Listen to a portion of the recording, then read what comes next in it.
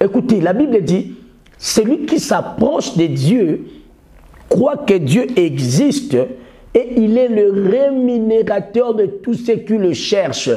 Si celui qui s'approche de Dieu doit croire que Dieu existe, c'est que celui-là qui s'approche de Dieu doit avoir une marche propre envers ce Dieu-là. Parce que ce Dieu-là est saint. Une astuce douloureuse qui fait en sorte que la promesse ne s'accomplisse pas.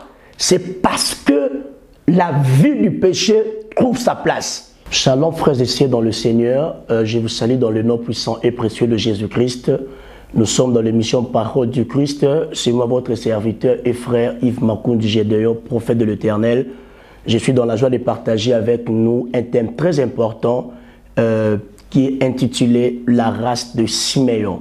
La race de Siméon, c'est un thème qui va bénir plusieurs personnes. Mais j'aimerais qu'avant que nous puissions commencer la prédication, on va prier. Père, nous te bénissons. Nous te rendons grâce pour ce moment. Nous prions que ces messages touchent le cœur, touchent la multitude des gens, afin que nous puissions produire les fruits plutôt de la repentance, afin que nous puissions rencontrer l'époux dans les airs. Dans le nom de Jésus-Christ de Nazareth. Amen.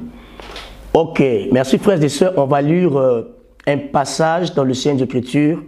Nous sommes dans la Nouvelle Alliance, dans le livre de Luc, au chapitre 2.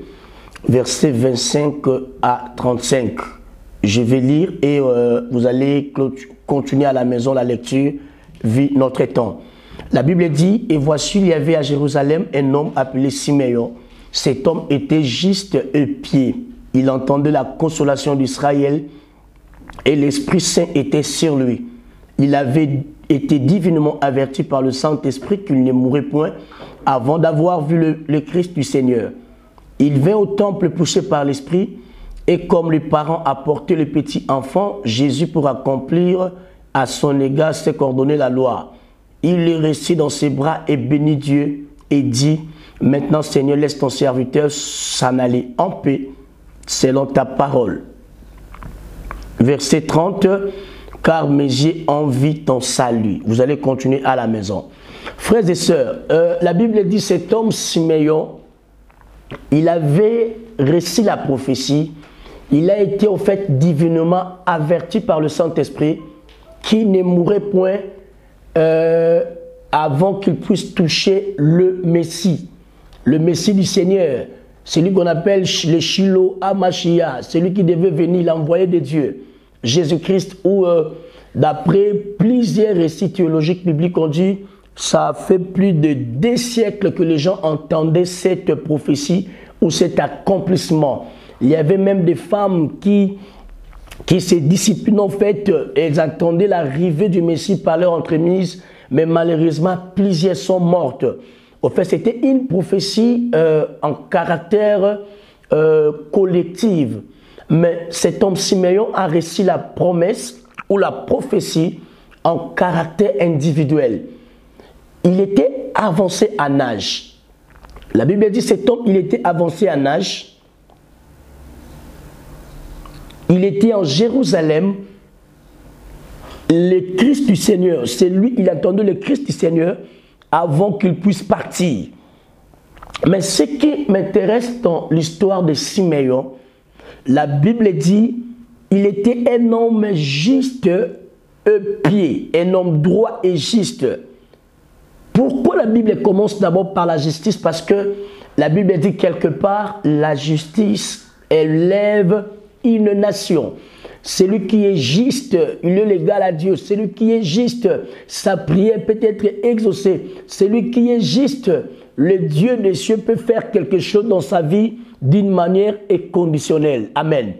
Cet homme, Siméon, il a reçu la promesse en caractère individuel. Il a reçu la promesse en caractère individuel qu'il ne mourrait point avant qu'il puisse voir le Messie du Seigneur. Mais il y a des qualités qu'on trouve dans la vie de cet homme Siméon.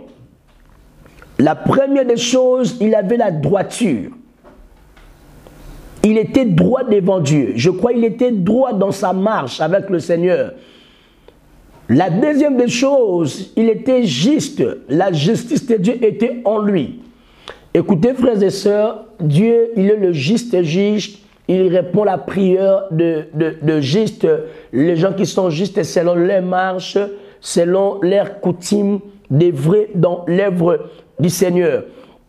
Et parmi les qualités importantes dans la vie de cet homme, Siméon, il était stable dans la même place. On va développer cela.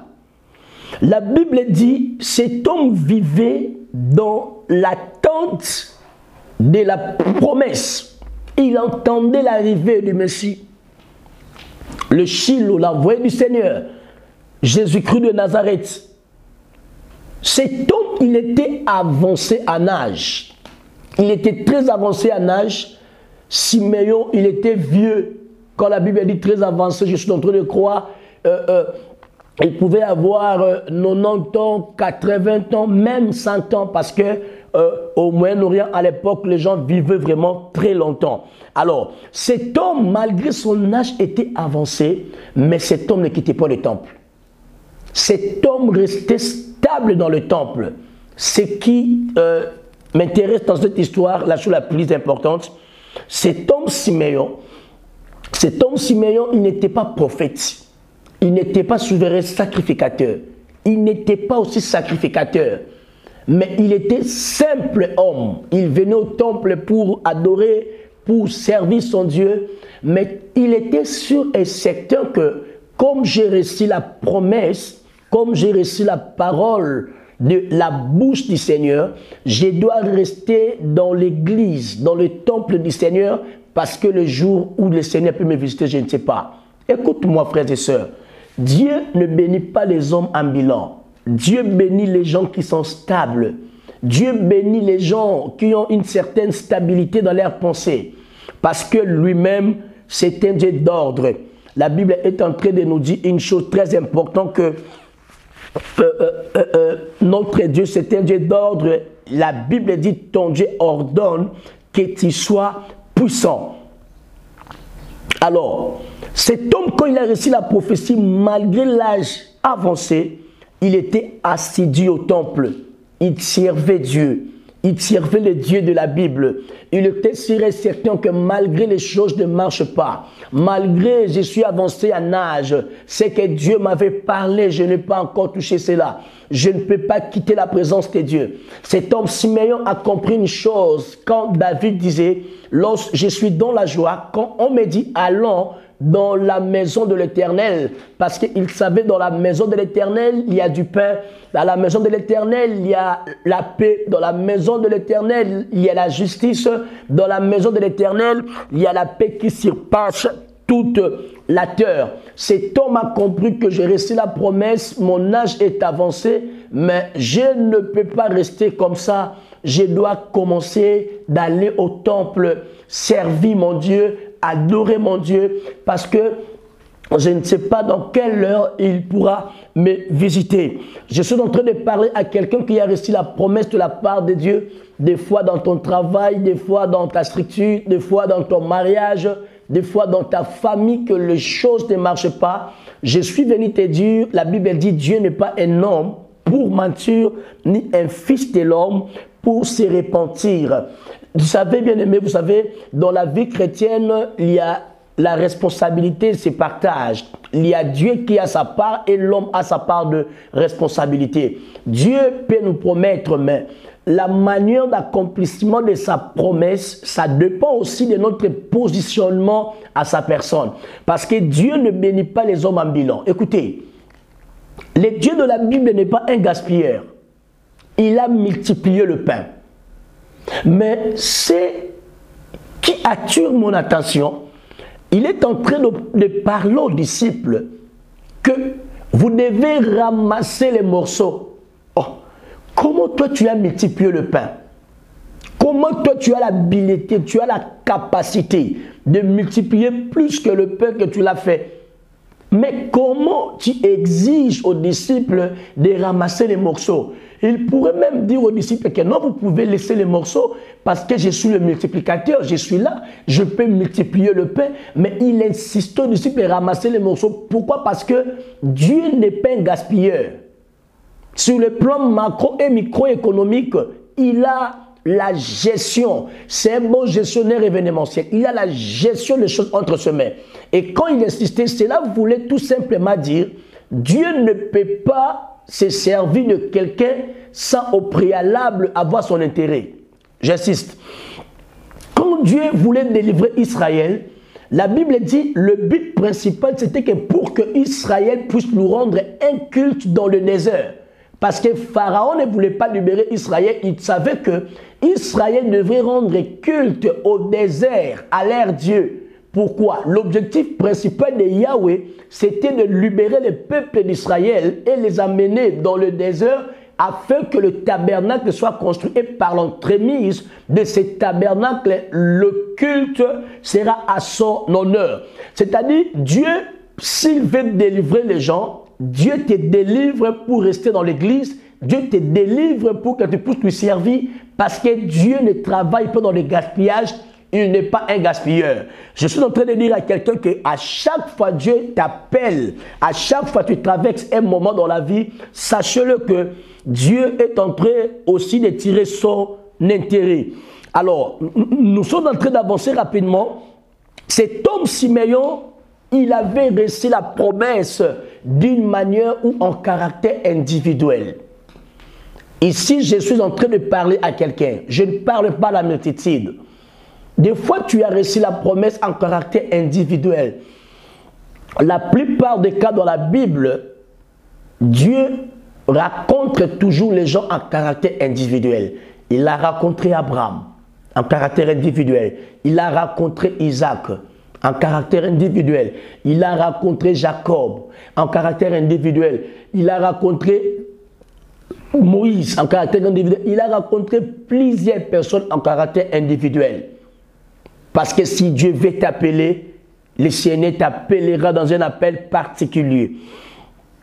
Je parle à quelqu'un qui a reçu la promesse. Quelle est ta position dans l'église du Seigneur? Quelle est ta position là où tu évolues dans un ministère, je ne sais pas moi? Quelle est ta position face à la parole du Seigneur? Frères et sœurs, le Dieu de la Bible, c'est un Dieu réel. Le Dieu de la Bible, c'est un Dieu vivant. Quand il promet, il réalise. Quand il te fait une promesse, il veille dans ça. Il n'est pas un Dieu ambulant, il n'est pas un Dieu pressé. Lui-même, il a développé l'essence de la patience, mais dans sa justice, parce que quand Dieu est patient, ce n'est pas que Dieu c'est un lâche, non. Il n'est pas aussi pressé, mais il opère dans son temps. Parce que la Bible dit, il est le maître de temps et de toutes circonstances. Cet homme a reçu la promesse en caractère individuel. Frères et sœurs, cette prophétie que Simeon avait reçue, ce n'était pas n'importe quelle promesse. Parce que plusieurs personnes entendaient la venue de cet homme ou de ce bébé qu'on appelait le Messie. Et maintenant, cet homme a reçu une grâce particulière, que tu ne mourrais point avant que tu puisses toucher le Messie du Seigneur. Je crois que cet homme était persuadé. Je crois que Siméon avait peur. Je crois que Siméon lui posait tant de questions. Seigneur, la prophétie que tout le monde attend, comment moi je peux être le bénéficiaire de cela? Comment moi je peux toucher cet homme, ce bébé que je n'ai jamais vu, que Moïse a prophétisé, Moïse est mort. Jérémie a prophétisé, Jérémie est mort. Zacharie a prophétisé, Zacharie est mort. Tous ces prophètes sont morts. Mais moi, maintenant, tu me parles que moi, je ne mourrai point avant que je puisse toucher le Messie du Seigneur. Je crois qu'il était sûr et certain que j'ai reçu la prophétie en caractère individuel, mais il y a de préalables à suivre. Frères et sœurs, il y a quelque chose que nous sommes en train d'oublier des fois. Quand nous recevons des prophéties de la part du Seigneur, il y a le début et il y a une fin. Mais il y a un temps là, au milieu, à l'intérieur. Le temps où la prophétie est en route en cheminant vers son accomplissement. Les temps-là, on a comme l'impression comme Dieu n'est pas là. On a comme l'impression que Dieu est silencieux. On a comme l'impression que les gens t'abandonnent. On a comme l'impression que tu te retrouves sur le chemin, tu es seul. On a comme l'impression que tu es dans le désert. Rien ne marche dans ton travail, rien ne marche dans tes études ou dans tes projets parce que des fois, notre marche n'est pas bonne. Écoutez, la Bible dit, celui qui s'approche de Dieu croit que Dieu existe et il est le rémunérateur de tous ceux qui le cherchent. Si celui qui s'approche de Dieu doit croire que Dieu existe, c'est que celui-là qui s'approche de Dieu doit avoir une marche prompte, une marche propre envers ce Dieu-là. Parce que ce Dieu-là est saint. Une astuce douloureuse qui fait en sorte que la promesse ne s'accomplisse pas. C'est parce que la vie du péché trouve sa place. Le péché peut te faire rater une promesse. Des fois, tu peux me dire que, pasteur, des fois, on dit que le fils de la promesse ne meurt jamais. Oui, tu ne peux pas même mourir, tu restes en vie, mais le temps de la prophétie, au lieu que tu puisses toucher au mois de janvier jusqu'à l'année prochaine, parce que la Bible dit Dieu sans tenir le temps. Dieu sans tenir compte du temps de l'ignorance, il appelle tout le monde à la repentance. Alléluia. Alors, le nom Siméon, son nom voulait dire schéma, comme chama. C'est-à-dire, en français, écoutez. Vous savez, le nom de quelqu'un, c'est aussi son identité, frères et sœurs. Mais le nom de cet homme schéma, écoutez, je suis sûr et certain que Siméon, son nom devrait se limiter là, sur écouter. Parce que le nom, c'est une vie. Les noms jouent un rôle très important dans la vie d'une personne. Les noms jouent une influence importante dans la vie de quelqu'un. Mais cet homme, son nom voulait dire écouter. C'est-à-dire, la vie de Siméon devrait se limiter seulement là. Mais, gloire soit rendue à Dieu. Qui sont les Siméons aujourd'hui? Les Siméons, ce sont les détenteurs de la promesse de Dieu. Les Siméons, ce sont les gens qui ont reçu la promesse, non selon la montre de ce monde, mais selon la montre de Dieu. Les Siméons, ce sont les détenteurs de la promesse de Dieu en fonction de sa montre. Je suis en train de parler à un Siméon ce matin. Si tu as reçu la promesse de la part de Dieu, nous devons marcher dans la crainte de Dieu comme Siméon. Dieu, nous devons avoir la droiture ou la justice de Dieu. Troisièmement, nous devons rester stables dans l'église. Là où Dieu t'a placé. C'est par là que Habakkuk a compris. Habakkuk a dit, frères et sœurs, j'étais à mon poste. Je me tenais sur la tour. J'ai veillé pour voir ce que l'Éternel me dira et ce que je répliquerai après ma plainte. Frères et sœurs, Habakkuk, il était sûr que j'ai reçu la promesse, mais je ne peux pas courir derrière les prophètes. Je ne peux pas courir derrière les gens qui devinent l'avenir.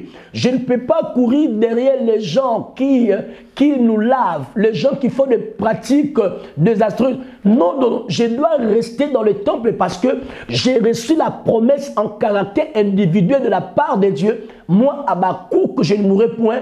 Je suis en train de veiller. Il avait reçu la promesse. Il a dit que j'étais à mon poste. Le poste peut dire un poste quelconque à l'église, un poste quelconque dans un ministère. Mais je me tenais sur la tour. Donc, j'ai veillé. C'est lui qui a reçu la promesse de la part de Dieu doit veiller dans sa marche, doit veiller dans sa vie quotidienne de la lecture de la parole de Dieu, doit veiller. Parce que si tu ne veilles pas, tu feras des choses comme Daniel. Daniel, quand il priait, il pensait que ma prière n'est pas encore exaucée, mais sa prière était déjà exaucée parce qu'il y avait un ange dans les airs qui a bloqué sa prière dans le deuxième monde. Mais Daniel pensait que moi, je ne suis pas encore exaucé sur de prier parce que des fois, je suis certain qu'il ne restait pas dans les temps et il veillait pour voir ce que l'Éternel lui dirait. Comme Habakkuk. Habakkuk a reçu la promesse de la part de Dieu, mais la Bible dit, j'ai veillé pour voir ce que l'Éternel me dira. Tout celui qui reçoit la promesse de Dieu doit avoir le positionnement comme Habakkuk et doit avoir l'attitude comme Siméon. Siméon restait stable dans le temple. Frères et sœurs, pourquoi tu n'es pas stable à l'église? Pourquoi tu n'es pas stable peut-être auprès de ton pasteur? Des fois tu as un avocat, des fois tu es un chauffeur, des fois tu es un médecin, mais tu n'as pas un seul pasteur. Écoutez frères et sœurs, Dieu ne bénit pas les hommes en bilan. Si tu veux vivre l'accomplissement de la promesse de Dieu, restons stables à l'église là où Dieu t'a placé. Et tu dois garder les positionnements comme Habakkuk. Et Siméon a reçu la promesse. Écoutez, la Bible dit il restait dans les temples. Il y avait chaque jour que les gens venaient offrir à Dieu, rendre à Dieu un culte. Et comme Jésus était né pendant la loi mosaïque, c'est-à-dire la loi de Moïse, le parent de Jésus était venu avec l'enfant pour présenter l'enfant devant le Seigneur. Parce que pour éclairer un peu l'opinion, nous l'église, on ne baptise pas les enfants, mais on bénit les enfants. On donne le baptême à un enfant qui est sage, un enfant qui a déjà une certaine maturité de la vie chrétienne. Et le parent de Jésus venait dans le temple pour présenter l'enfant. La Bible est en train de dire, je suis presque à la fin de mon message, est en train de dire, pendant que le parent de Jésus entrait dans le temple, cet homme a fixé le regard. Je suis en train de croire comment Siméon il n'a jamais vu le Messie. Mais comment il a su dans son intellect que celui à qui on entre, c'est celui que Dieu m'avait parlé. Frères et sœurs, c'est que cet homme, pendant qu'il restait dans le temple stable dans une même place, cela voulait dire qu'il veillait pour voir les signaux prophétiques de sa promesse. Je suis en train de parler à quelqu'un. Des fois, Dieu t'a parlé par plusieurs personnes. Dieu a déjà fait sa part. Ta part, c'est de veiller comme Siméon. Il a su dans son intellect que cet homme, c'est celui à qui on m'avait donné la promesse. La Bible dit pendant qu'il a vu Jésus entrer avec ses parents, et quand il est entré, il a touché. Écoutez sa réponse. Il a dit, Seigneur, maintenant, tu peux laisser ton serviteur s'en aller en paix parce que mes yeux ont vu le salut. Lors de la promesse, il n'avait pas reçu le mot salut. Il avait reçu que tu ne mourrais point sans avoir vu le Messie. Parce que son nom voulait dire écouter. Mais il n'a pas seulement écouté, mais il a touché, il a dit, mes yeux ont vu le salut. C'est que c'était une promesse salvatrice. C'était une promesse qui pouvait lui sauver, lui, sa génération, sa vie. Il avait reçu la promesse, non, le mot salut était sorti, mais c'était que tu ne mourrais point. Mais pendant qu'il a vu la personne de la prophétie, cet homme a dit une chose très importante. Il a dit que mes yeux ont vu le salut. C'est que c'était une promesse en caractère individuel, en caractère individuel, mais salvatrice. Je suis en train de parler à un Siméon pour citer que Dieu t'a parlé, mais tu dois marcher dans sa crainte. Dieu t'a parlé, mais tu dois veiller à ta marche. Dieu t'a parlé, mais tu dois rester stable. Dieu ne bénit pas les hommes en bilan. Dieu ne bénit pas les hommes instables. Dieu ne bénit pas les hommes instables. Dieu bénit les gens qui sont stables. Le Dieu de la Bible n'est pas un mania, n'est pas un menteur. Ce qu'il t'a dit, il réalise. Mais la responsabilité reste de ton côté de veiller à la promesse qu'il t'a faite et de prier. Je suis en train de parler à quelqu'un. Jésus-Christ de Nazareth est vivant. Quand il promet, il réalise. Marche dans la parole de Christ. Veille par rapport à ta position par rapport à Christ. Christ, Jésus ne ment pas. Tu n'es pas la première personne pour qu'il puisse te mentir et tu n'es pas la dernière personne.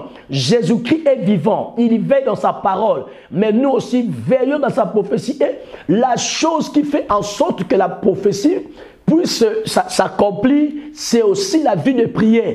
tu dois prier, prier et prier. Cet homme Simeon restait dans les temples.